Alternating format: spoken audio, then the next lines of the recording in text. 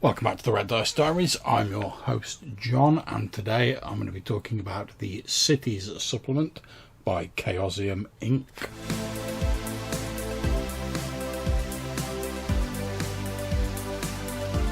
Okay, so you'll have heard me mention this supplement in Friday's episode about the allure of old books. The version I'm looking at is the third edition of it. The original two editions were published by Midkemia Press, and obviously this version is published by Chaosium in 2013, so a fair while ago. Now, I can't remember who recommended this to me, let's say probably Jason or one of the other anchorites, but at the time I was musing about running a cities-based campaign, and someone said, well, you should have a look at this supplement. And it took a little bit of scouting around to find it, because it's not like being printed currently, but it's also not super rare, so it didn't take too long, and it didn't cost the earth when I found it. The book is written by Stephen Abrahams, John Eversome of Midkemia Press, and in the short blurb at the start by the two authors, they explain that they tried to think of everything that could happen in a city and put the results into table form, so that with a few rolls, a games master had the germ of a situation or an encounter that they could use to run a reasonable facsimile of an actual living city in a campaign. And this is a universal supplement, so there's no real stats or anything in it like that. You can pretty much use it in whatever game you want, although the results are skewed more towards your typical sort of pseudo medieval fantasy city that you'd find in like your D&D games, your Forgotten Realms and stuff like that. Our first few pages of actual information are the encounter matrix.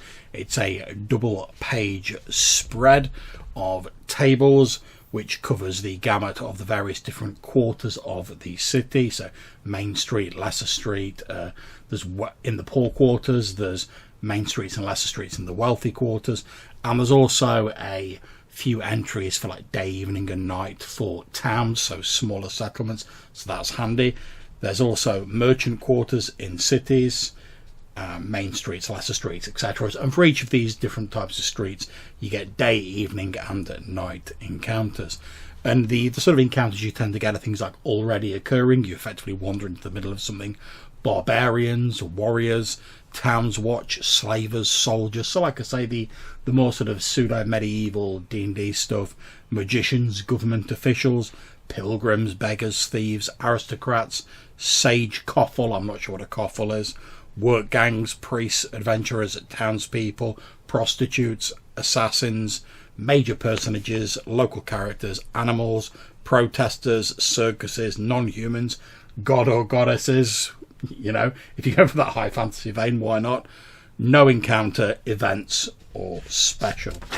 And then on the pages after that, we get a number of subtables which further break down each of those entries.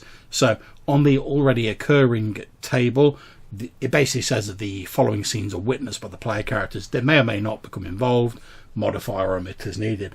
And I won't go into all of these, but it's a D100 chart, and it covers everything from a fire to wizard duels to police raiding an underworld hangout to player characters witnessing a theft, a cage monster breaking loose, or two drunks fighting.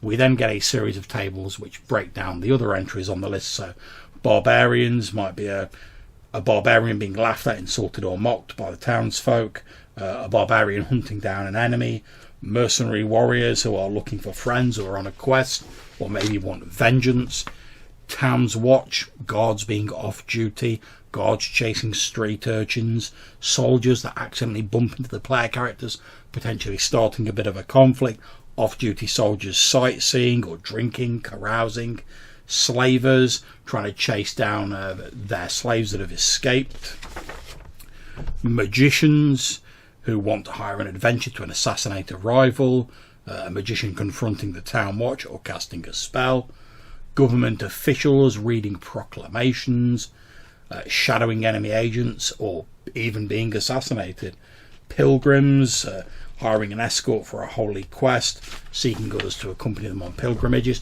And you get the idea. Each of these tables, they're not always D100, a lot of them are D20, but they break down the the earlier encounters. So with a few rolls, you can sort of add further detail to them. We also occasionally get some additional details. So in the aristocrats table, you roll a D100 for the incident. You then have additional little tables where you can determine the aristocrats' rank, their home, and the number of retainers they have. And one thing I have noticed is, although on a number of these it says roll a D100 for the incident that's occurring, you still only get a D20 table. So I think there's a bit of a mismatch on the text there, but it's not terribly difficult to work out, to be honest.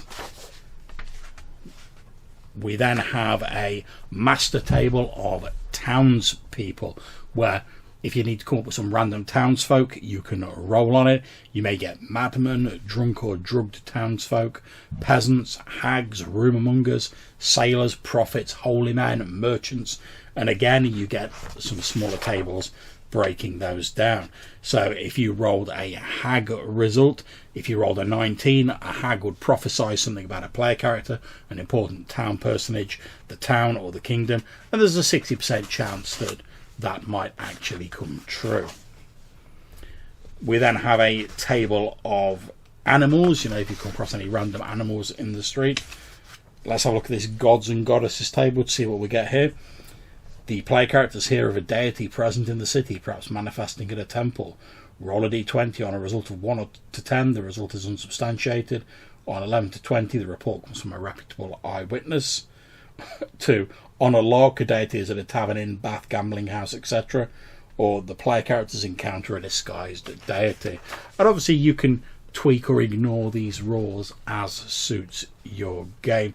But I think it's really entertaining to have these here, and they offer some great idea fodder if you are running your own cities. We've got a random table of events.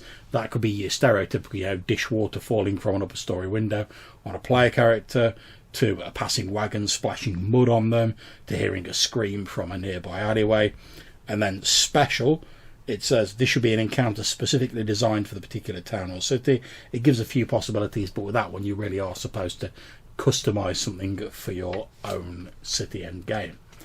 We have a table of missions. So if you've got like a magician who wants to hire someone for a mission, you could roll here to determine what they're trying to do, who they're trying to do it to, what places are going to be involved, what goods they're moving, stuff like that. We then get a fairly brief breakdown of lodgings, and it gives 6 quality levels here, ranging from 1 bad all the way up to 6 superb, and you get breakdowns of what they mean in terms of these tables. Likewise, the quality of the food has a similar scale, and then we're given some food and lodging prices in gold pieces. I'm not sure how they stack up against various versions of D&D or whatever, but again, you could take that or leave it as you see fit.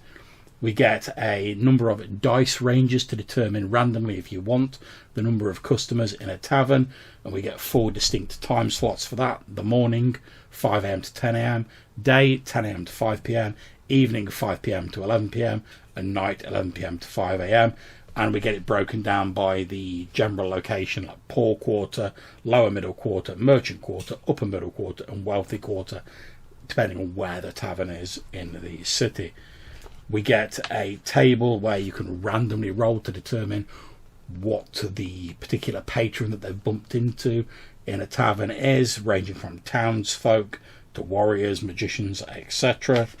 We get an aristocrat background, an occupational background table where, if you've got a random NPC and you want to give them a bit more flavour, you could roll on this table and go, oh, actually they're a peddler, or they're a scribe or a sculptor, and it's very easy to do. We get a table which helps you determine the amount of street traffic at any time in a city, and a table to do with how many animals are located in a stable and the availability of such services. The next chapter is titled Populating Villages, Towns and Cities, and unsurprisingly it contains tables for populating villages of up to 400 people and for populating larger towns and cities. The village tables tell games masters what can be found in the smallest hamlet to larger villages. As size increases, the chances of taverns, blacksmiths, open markets and other services also increases. we get some general instructions on how to use it. And on my copy here, because it's held together with staples, I can see there's been a fair bit of rust on the staples there at some point in the past, but never mind. Moving on to villages, we get a number of tables that basically allow you to determine how many buildings there are going to be in a settlement, what the frequency of open markets and bazaars are, what sort of contents they're likely to contain, how many craftsmen there would be there, what sort of businesses are represented. And then we move on to a similar sort of subsection for towns and cities. All of these have examples in them. And again, we get distribution of businesses, other sorts of buildings there might be, what sort of buildings you'd have in various quarters of a city, what sort of professionals you would have in a city.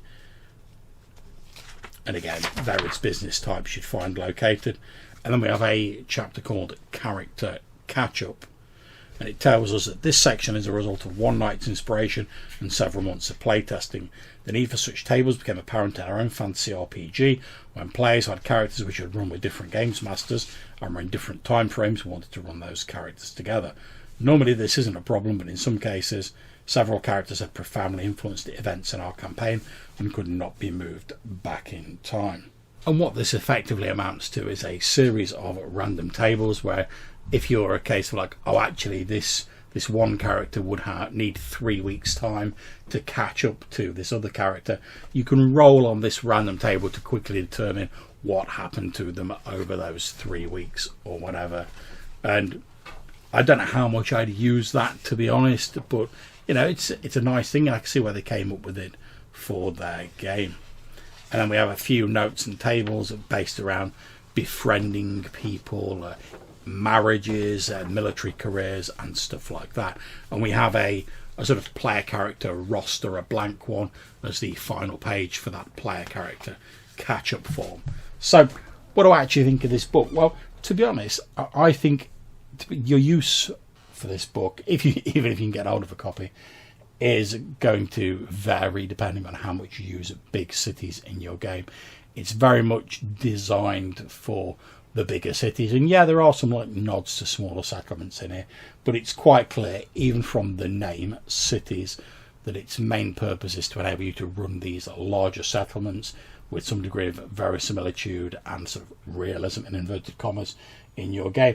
And I think it does well for that. The only thing I would say is that because there's so many nested tables in this supplement, you're probably best, rather than rolling things entirely randomly at the tabletop, is to maybe roll a few things in advance and jot them down like an index card or in your online notes or whatever you're doing, so that you're not having to roll through 6 different tables and flip through the book during your game. You can just sort of go, all right, okay, I've rolled that they're bumping into a merchant, and you've got like 3 or 4 rolled up, and you can then just like roll them straight out into the game, and you're not going to be wasting time or slowing the game down as you flip through the book looking for all the various tables.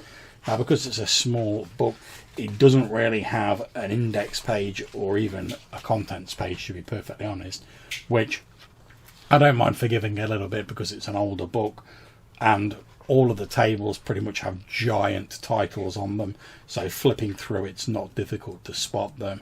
However, I'm not sure I'd want to be doing that at the actual gaming table, so I think I'd probably use it mostly between games to like roll stuff up, and I'm certainly planning on using it to add a bit of extra variety and detail to our main settlement of New Zealand in our Smoke and Snow game. So there we go. That's the supplement Cities by Stephen Abrams and John Everson, 3rd edition, published by Chaosium Inc. 2013. Like I said, I don't think it's currently available, so if you want to get hold of a copy, you might have to do a bit of digging around, but certainly when I looked for it a short while back, it wasn't terribly rare and expensive to find, so I'm sure there's some copies out there. And if you're running big cities or you just want some inspiration for settlements, these tables are pretty useful, and I've certainly enjoyed reading them to see what the authors consider to be essential for a fantasy city in a game. So there we go. I hope you've enjoyed the episode. If you want to get in touch, maybe tell us about how you run cities in your game or what books you've found useful, then you can leave us a voicemail message at SpeakPipe or Anchor. There's a link down below. You might be featured in a future episode. Or you can send us an email to rddrpgpodcast@gmail.com. So until we see you again, take care, stay safe, and whatever you're playing, have fun.